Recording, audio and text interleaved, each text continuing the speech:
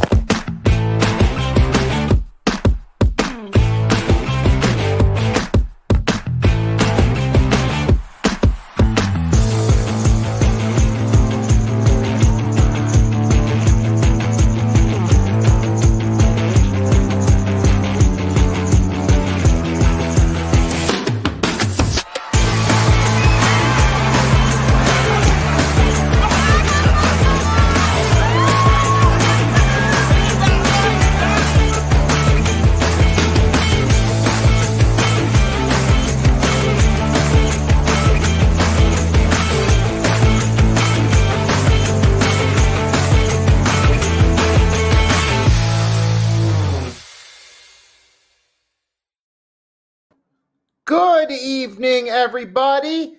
After a couple weeks of talk and hype, it's here. The 3-point Blitz is finally here. Your boy Nicky Stees here, going to talk every Sunday, 7 p.m. Eastern Standard Time. Biggest NFL, NBA-related news. As you'll see as this show goes along, different times a year, like it'll obviously change. Obviously, this time of year, we'll talk a lot of NFL and NBA. Then as we get to the draft, once we get to like May, we'll talk more about the NBA during the NBA playoffs. But yes, folks, it's here. NFL and NBA fans, this is the place to be on the Hardcore Sports Network, 7 p.m. Eastern Standard Time every Sunday. We're doing this both on my channel and the Hardcore Sports Network. A shout out to the Hardcore Sports Network for letting us do this. So for this show, what I'm going to do is because this is NFL free agency, we're going to talk about that first. Then we're going to talk about the big NBA stories. Also, each week, I'm borrowing from my former compadres on the Pick and Roll podcast when I was an active member of it. Now they're doing a new segment on their shows every Thursday called Rant of the Week. And I'm going to borrow from them and do something similar. So I'm going to start off with a little rant. Granted, I'm going to switch from, I'm going to admit I lied when I said I was going to start with the NFL because my rant of the week is going to be about an NBA player. Then I'm going to dive into NFL free agency. So let's just dive into it. Rant of the week. It's going to be about Draymond Green from the Golden State Warriors. You guys may know about it already.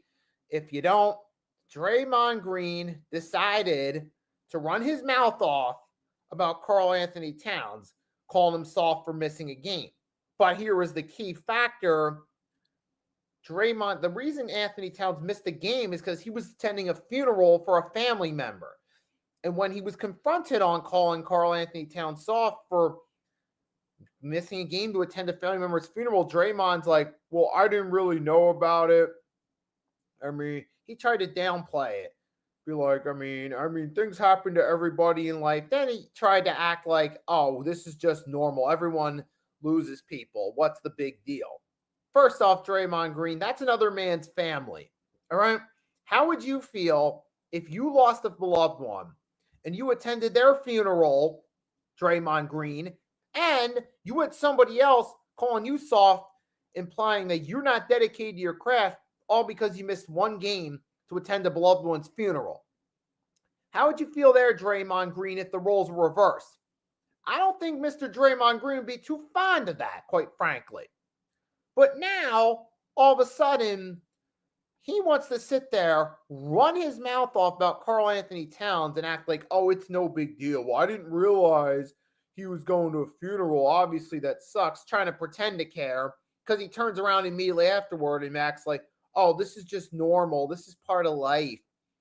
Tries to invalidate Karl Anthony Towns missing, connection to that beloved family member. Who is Draymond Green to talk? Huh? You have no connection to Karl Anthony Towns' late family member. You have no connection. You don't know that person. You don't know what his connection is, the man's connection is to him. And you want to talk crap about him. And instead of admitting you were wrong and admitting, you know what? Hey, I should have been. You know what? I didn't realize that. I apologize to Karl Anthony Towns. It was out of line to call him soft for attending a family member's funeral. Instead of doing so that way, instead he tries to downplay it. And yesterday, during the Warriors-Knicks game, there was a bit of a heated confrontation between the two during it. And that's because of what Karl Anthony Towns said. What Draymond Green said. And Karl Anthony Towns obviously put Draymond on notice. And you could see Cat was playing aggressive. He got multiple fouls called against him because he went to that with a lot of emotion behind him. Because he was upset because of the fact that, hey, this man said something about me because I missed a game to go to a funeral. He was upset, and rightfully so, with Draymond Green. You could see he was getting a little reckless guarding him. It got into his head. But that's the sad part is Draymond Green will be like, hey, it worked. It helped me win a game, so it's all cool. Nah, it's not. And when you listen to Draymond Green talk, most of the time it's just about how great he is. That's really all you get is I'm so great. I'm so great. I'm so great. I'm so great. It's just not. It blows my mind. No, because most of the time it's just Draymond Green talking about how great he is. And that's really all he has to talk about. That's it. So I can't stand personally listening to Draymond Green talk. I mean, he's a solid defensive player, but let's not forget something. With Draymond Green being as cocky as he is, he's always was the number 3 guy on that Warriors team. Yet he acts like he's a number 1 guy, like he's one of the all-time great players. We don't necessarily see Draymond Green in that light. We see him as the great third man, but not an all-time great player. So he overrates himself highly. I can't stand people like that who, I mean, obviously there's some, Draymond Green, I don't know what it is, but there's some sort of insecurity for him to just not see that. Yeah, there was a difference between talking trash in a game to a player to get inside their head. It's one thing if you're trying to get inside their head by saying, hey, you overrated, or hey, Jimmy Butler was right about you. I could see that being the case because of the history between Cat and Jimmy back from Minnesota. I could see if Draymond waited till the Knicks and Warriors played to talk smack, but do so in a basketball sense. That's one thing. If you're saying, hey, Jimmy's right, you were softer. Hey, you're overrated. No wonder why you got traded from Minnesota. That's one thing to do that as long as it's related to the game itself or related to the sport. But he's crossing a whole different line by calling him soft for missing a game, not realizing there was serious circumstance behind it, and refusing to own up to it. He got real defensive in his press conference when asked about it, which is a complete punk move from Draymond Green. But this is the same guy who sucker punched his own teammate Jordan Poole. Quite frankly, Jordan Poole hasn't truly been the same since. I feel like that punch kind of shook his confidence. I mean, he's had moments this year with the Wizards where he's been decent, but he never really got back to flashing that potential he did before the punch. And I feel like Draymond Green, that blow may have gave Jordan Poole, may have caused his confidence to take a hit. So this guy has a history of causing trouble. And like I said, he's in with him and Jimmy Butler. The difference between him and Jimmy Butler is Jimmy Butler did lead the Miami Heat to 2 finals, and he led them to 3 conference finals. So Jimmy Butler at least has some credentials to back up everything. To back up his trash talking. And he did lead the Timberwolves to the playoffs for the first time post KG in 2018 before he had a fall with them. So he at least can back that up. But Draymond Green, overrated. He thinks way too highly of himself, and he runs his mouth way too much. I'll leave it at that. Now we're going to switch gears now and talk about NFL free agency. Because there's a lot of stuff that went down week 1. And I'm sure there'll be more that goes down week 2. So what we're going to do here, we're going to talk about both the winners and losers of NFL free agency week 1. First, we're going to start off with a few winners. We're going to start off with some teams that I feel made some good moves that has some potential going forward. Now, obviously, 1 week in, Sunday, after the first week is over, well, obviously, it's a little too early to really tell who the true winners and losers are. But hey, there's always that eye of, hey, this team did this team did this. There is the potential they could get better going forward. And for me, I'm going to get into this. NFL free agency week 1 winners, I'm going to start with the Washington Commanders for one, because you already pulled off the big trade. You got Deebo Samuel in. Now you're going to take on that big contract, but you're bringing in Deebo Samuel. When he can help bolster the offense as a number 2 guy.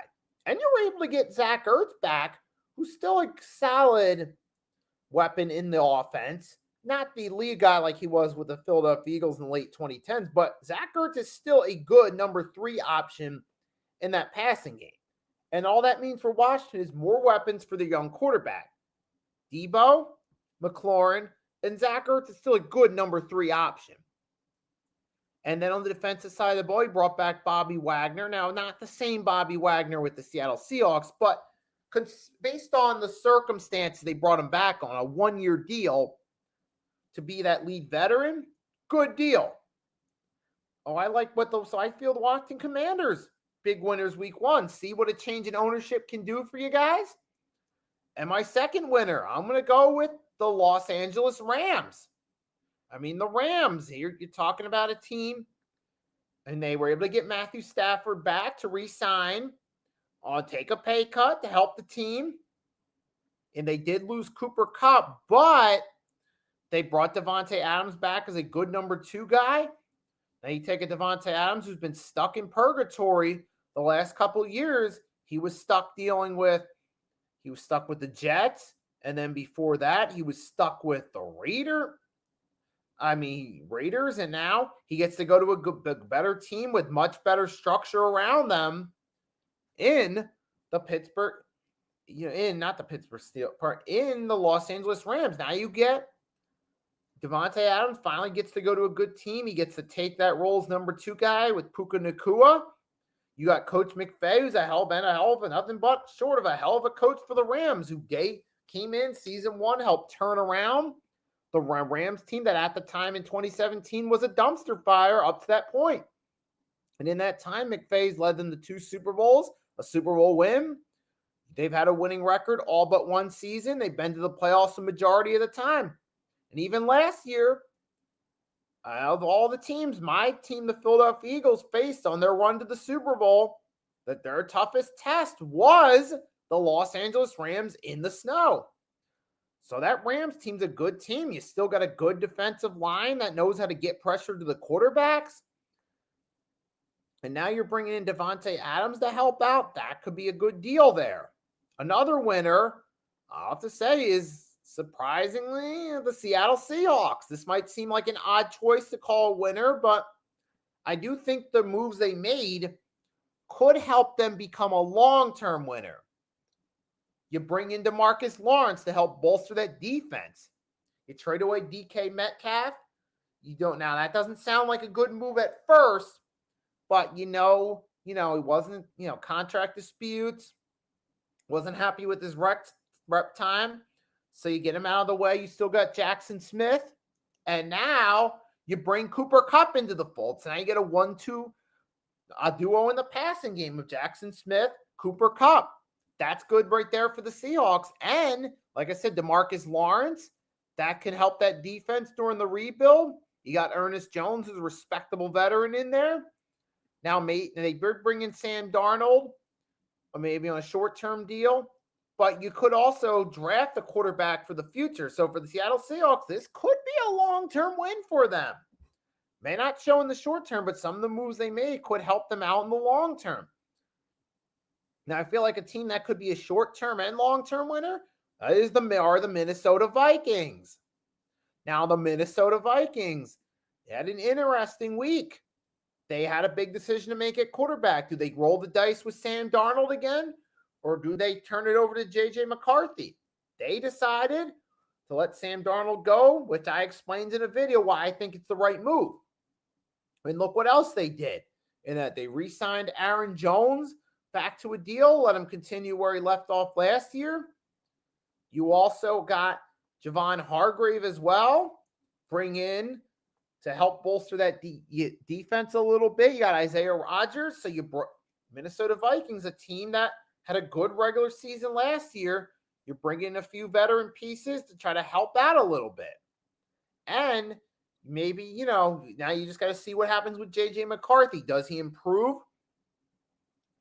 Does he actually have a good season? Does that Vikings team improve? We will wait and see. But talk about a Vikings team that had a good season last year with a backup quarterback. Now that you're turning it over to a quarterback you drafted to be the long-term starter, maybe you're hoping that he'll help you make a little bit more of a push this year. But I think the Vikings had the potential to be winners out of this. They made some good moves. And even the Denver Broncos, not to mention Jordan Mason too. Jordan Mason a solid pickup as a number 2 back for the Vikings.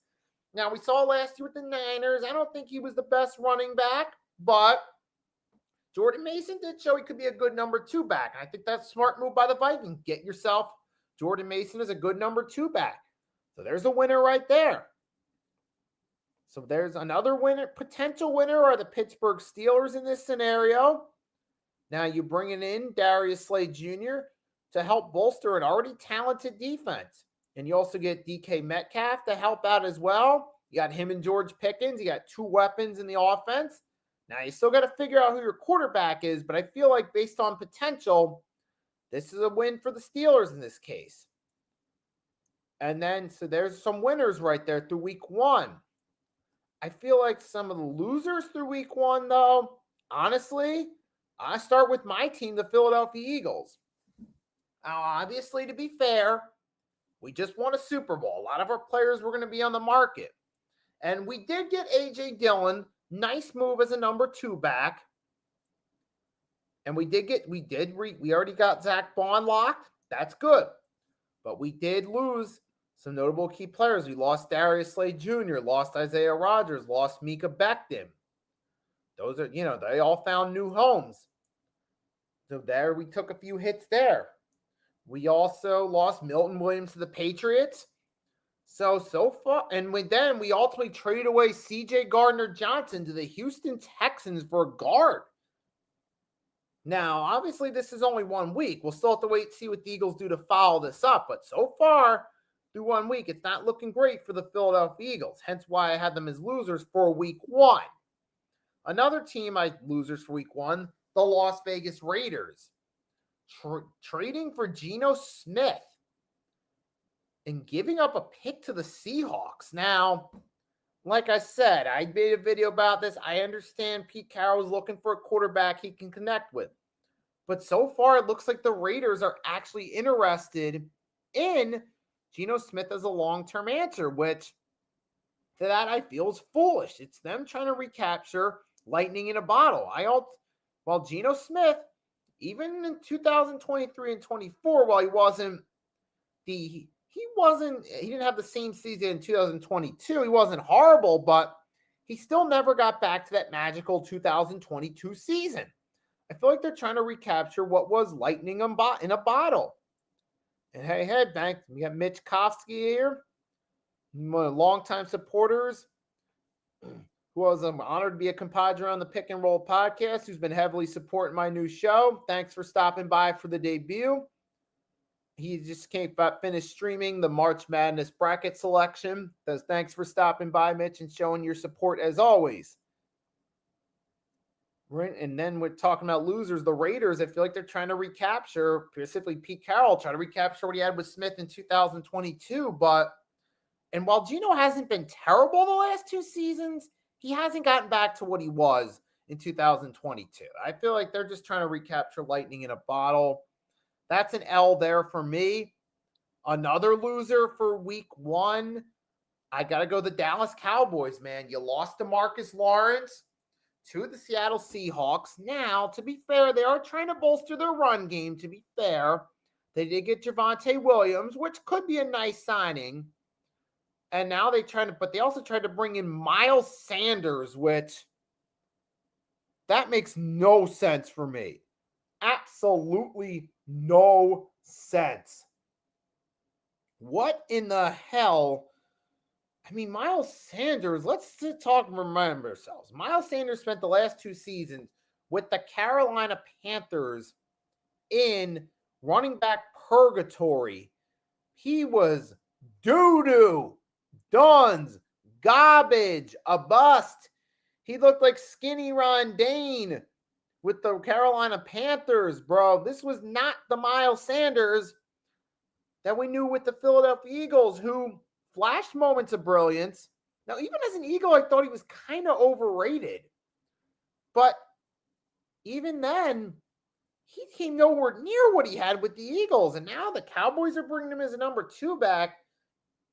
Now, to be fair, I do feel like the Cowboys would be a better place for Miles Sanders. He'd fit in better there, but that doesn't move the needle for the Cowboys. And not to mention, you're dealing with Dak Prescott coming off a major injury, the second major injury of his career to end his season early.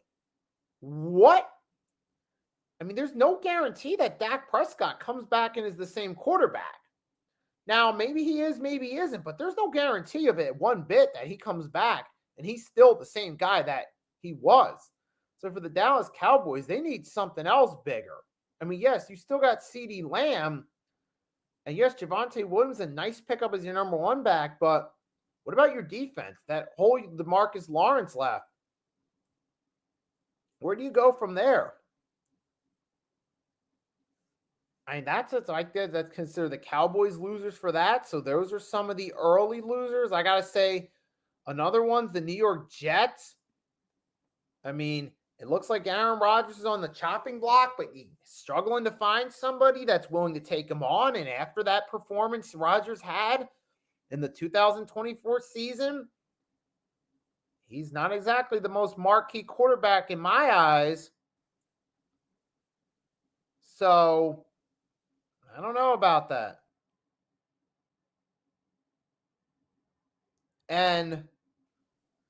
But now you bring in Justin Fields, who had some flashes of brilliance, but's never really been able to put it together. And now you're talking about a Jets that went through the Aaron Rodgers soap opera, got rid of multiple coaches, and they're a complete dysfunctional mess headed into this offseason. So you're talking about a Jets team that's extremely dysfunctional. Mind you, they were more functional with Robert Saleh in 2022 and 23, even with losing records. This doesn't really help, though, to me, because Justin Fields is the guy. You got to have the right talent around him. And trying to bring in Justin Fields, who I feel is a system guy at best, to a team that's dysfunctional, that's not going to help move the needle for the Jets. Oh, I got to consider them losers. Another winner I wanted to mention, though, too, and this are the Denver Broncos, because you're talking about them now. They only made a handful of moves. They got Dre Greenlaw in there, which was one of their big moves, but you're talking about and Evan Ingram on offense. Now, it's the Broncos team that made the playoffs last year. Bo Nix showed some potential in his rookie year that they greatly exceed expectations. You got Sean Payton, who's still one of the better coaches in the league, coaching the Denver Broncos. And now you bring in a nice tight end and Evan Ingram. And then you bring yourselves an upgrade. You got Dre Greenlaw on the defensive side. That's a nice move right there for the Broncos. It'll be interesting to see how they follow it up. Maybe they're starting to build hope for the future, man. But it's fun. So those are my thoughts right there on some of the early winners and losers for NFL free agency through the first week of it. But so we'll have to see what happens week 2, and we'll see where it goes from there. Now we're going to switch gears, talk about these. So I'll move over to the NBA. So for the NBA fans, now this is what you've been waiting for. Let's get right into it. We're going to talk about one of the big headlines of last week. Nikola Jokic passes Shai Gilgeous-Alexander in MVP voting. It was confirmed throughout the week on NBA.com as SGA was the main lock to win the MVP voting. But now it switches from Jokic over to SGA. SGA is now the main guy. And that SGA to me is weird because I felt SGA was the number one MVP. To me, I've said it before. The MVP race is SGA's to lose. Nikola Jokic, look, Jokic is a great player. But in terms of players that have been making an impact for their team all season long, that have been dominating, that have gone lights out, it's clearly SGA. And as great as Nikola Jokic has been, look, he's been a multi-time MVP. Look, he's continued to dominate.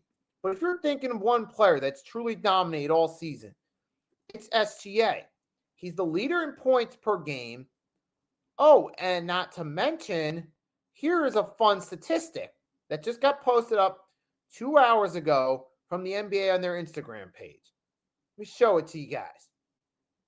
So Shai Gilgeous-Alexander, 20-plus game points in 60 straight games. He's reached that historical mark now. So now SGA now has had 60-plus games with 20-plus points. Its point is he's been dominating all season long. He joins the company of Kevin Durant, Kobe Bryant, Michael Jordan, Kareem Abdul-Jabbar, Oscar Robertson, and Wilt Chamberlain. All of them current, except for Kevin Durant, who's still a future Hall of Famers. SGA is joining that class right there. And if you guys want to see the post yourself, here's the link to it on Instagram. You can check it out yourself. But SGA is... So yeah, SGA's been dominating all season long. I feel like this is the year he should win the MVP. And as far as Jokic goes, look, as great of a player as he is, he's gotten 3 MVP awards and a finals MVP. Let SGA, who's been the true star all season on offense, he's been the one leading the way for the Thunder. And not to mention, all season long, the Thunder have consistently dominated the West. And the one consistent factor of it is the play of Shai Gilgeous-Alexander. So I don't understand. So to me, I think it's a bit ludicrous that Jokic is now passing him in MVP voting. And don't get me wrong, I'm not saying the Denver Nuggets don't deserve praise. They've gotten hot at the right time, but I feel like it's in part a popularity contest. And I feel like the MVP voters seem to like Nikola Jokic more than Shai Gilgeous-Alexander. So I still got to lean toward SGA as the MVP runner to me. With all due respect to Nikola Jokic, I still feel like it should be SGA's race. But this is also just 1 week. By the end of the season, it could be back, go straight back to SGA being the MVP. This is just a 1 week thing, though, too. Could be by the end of the month, all of a sudden SGA is the front runner for MVP again. Or mid-April, so we get toward the end of the season, SGA is all of a sudden the front runner for MVP again. So this could just be a temporary thing, too. But I still feel like it should ultimately be SGA's to win the MVP award. With all due respect to Jokic on that one. And now, now we talk, and now we're going to switch gears. On the East Coast, the Cleveland Cavaliers continued dominating behind Donovan Mitchell. They had a 16-game winning streak that was snapped earlier today by the Orlando Magic.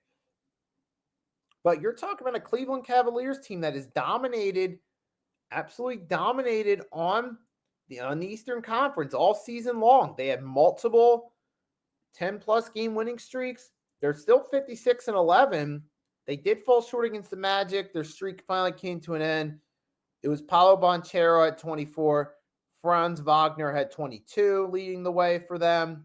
And Anthony Black off the bench had 17 for the Magic. Now you see, too, what's interesting about this is the Orlando Magic, now that they're healthy, now they're starting to win some games now. They're starting to build some momentum behind them. Remember, the Magic were dealing with injuries. They kind of struggled for a bit, but now that they got their players healthy again, now you're going to start to see the Orlando Magic step up a little bit. You're going to start to see them do a little bit more in this situation. Because the Orlando Magic, as of right now, I mean, they're still, they're the 8th seed right now. They did win this game, but maybe now if their players are healthy, maybe they could start to turn it around, win some more games later in the season, eventually work their way up to the 7th seed. I mean, who knows? So maybe now the Orlando Magic being healthy could do something again. In the playoffs, for me, to answer your question, the teams I see doing the best are Cleveland Cavaliers, OKC Thunder have dominated. Also, the Denver Nuggets and Boston Celtics, who I predict to be the two teams that appear in the finals. The reason why I'm going with them is because their players have experience in big games. I feel like come playoff time, the Nuggets and Celtics' respective stars will help them win out their conferences based on their experience in big game situations. But those are the main teams I could see doing well. The Knicks, I could see them maybe making a run to the conference finals, but we'll have to wait and see on that. I feel like I said out west, it's the OKC Thunder. I see the Denver Nuggets. I mean, the Lakers, maybe they do, maybe because now maybe they find a way to make it all work come playoff time. But those are some of the main teams I could see. Houston Rockets, I mean, I'm still not sure how they're going to handle themselves under pressure in the playoffs. They played excellent throughout the regular season. So have the Memphis Grizzlies, but we're going to have to see. But for the Cleveland Cavaliers, man, hey, it's a loss. Every team loses games. There's nothing to be ashamed of, man. They still got an excellent player in Donovan Mitchell, a hell of a face of the franchise who's really broke out on his own in Cleveland. You still got your guys like your Evan Mobleys, your Darius Garlands, who are good role players that really help that team. Jared Allen's still a good player for that team. Max Strus is still kind of like a good six-man there. They're still got some good players on this team. I still see the Cavs making an impact come playoff time, as I just answered David's question. And that's what I see going well there. And one more main subject I wanted to talk about. Before we take a look at the standings, folks, we're going to talk real quickly. Stephen Curry this week made a historical mark. He reached his 4,000th career three-point shot he made. To me, there's not a whole lot to say about it except congratulations to Stephen Curry, the greatest three-point shooter in NBA history in my books. You look at all he's done his whole career is drill threes, dominate the three-point game. Stephen Curry's three-point game was so efficient that he revolutionized the three-point shot. Once Steph Curry came into his own, then you started to see other players step on their three-point game. I mean, you want to talk about one player that revolutionized and had such an influence being a phenomenal three-point shooter, it's Steph Curry. Nobody has had such an impact. Larry Bird was an excellent shooter. Reggie Miller was a great shooter, but you didn't see guys like Larry Bird and Reggie Miller inspire young players that came after them to shoot threes. Now you're at the point, now you got guys like Karl Anthony Towns, Anthony Davis. Hey, even guys like Joel Embiid developed three-point games. Stephen Curry had such an influence on it that encouraged even big men to develop more of a three-point game. So for that, right, so Stephen Curry, man, this is just another accolade and the all-time leader for three-point shots made and, the GOAT of three-point shooting. So congrats to Steph Curry, another accolade in the career of one of the top 10 greatest players of all time. So congratulations to Stephen Curry.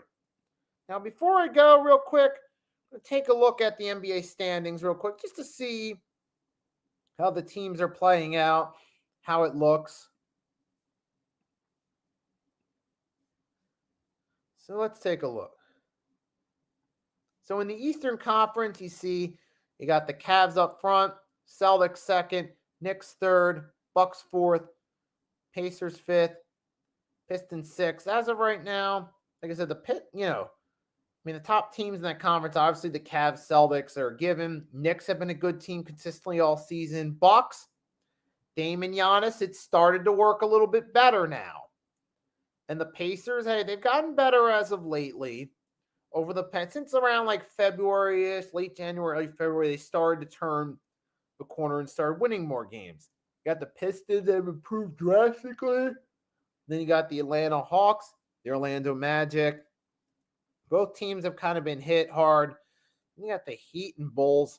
See, that's what I don't like about the Eastern Conference. Everyone 7 and below has losing records. I mean, we're used to this with the Eastern Conference, but this is still just a shame. All these teams in the conference with losing records. To me, that's a joke right there. And then we switch gears to the Western Conference. You got the OKC Thunder. Obviously they're leading the pack. Houston Rockets have had an excellent young core there. Like I said, I think this is a team that, they could be contenders a year or two from now. This year, maybe they win a series in the opening round. But we're going to have to see what I do think, you're like the one more year of grooming together, they're going to be the top team, the conference. You got the Denver Nuggets third. The Denver Nuggets are like we said, we've seen that team. They've gotten hot lately, and we know that in big game experience, this Denver Nuggets team can deliver. Then you got the Grizzlies fourth. Lakers fifth. They're the most interesting because they hit a 4-game losing streak. It looked like all of a sudden they were contenders 2 weeks ago, and then last week, boom, they lost 4 games. They fell to the 5th seed. The fact that they fell that far in just a week goes to show you, number one, how competitive the conference is, and number two, goes to show you how a losing streak, all it takes is one bad week, and it can change the fortune, or one good week can change the fortunes of a team for better or worse. Now, the Lakers, they did get their win against the Suns today, but they got a lot to prove now, pull themselves out of the hole and get back, win some more games and move up in the seeds. Warriors now, they're 9-1 in their last 10. They're starting to get hot at the right time. Maybe the Warriors make a push up to the 5 seed. As long as they keep winning, the Warriors could eventually work their way into the top 4. And you got the Minnesota Timberwolves, who kind of struggled throughout the season, but they've won 8 of their last 10. They're on a 7-game win streak along with the Warriors. Maybe the Timberwolves and Warriors are starting to turn the corner. Then you got the Clippers, still kind of in the mix. Kings, Mavericks, I could see them being the teams that play in the playing games, but who knows? Maybe the Kings could be the ones that maybe sneak in as the 8th seed, but time will tell on that. But that's where I stand as of now. Those are my thoughts on the main NBA, NFL-related subjects. So we're going to end it at this. This was a nice debut episode of the 3-Point Blitz. We're looking forward to this, so this is going to be a weekly thing. Every week now, 7 p.m. Eastern Standard Time on Sunday. So next week, Sunday, March 23rd, will be the 3-Point Blitz, episode 2. At 7 p.m. Eastern Standard Time, we'll talk about the big NFL and NBA-related stories throughout the week then. So that's all I got for you for now. So until next time, It's your boy Nicky Steve signing off. Thank y'all for head rocking with me for the debut of the 3-Point Blitz. Make sure if you haven't done so, drop a like and subscribe. Enjoy the rest of your night, or if you're catching this on the replay, the rest of your day. That being said, thanks for showing your support. Thanks for rocking with me. It's your boy Nicky Steve signing off. Until next time, peace.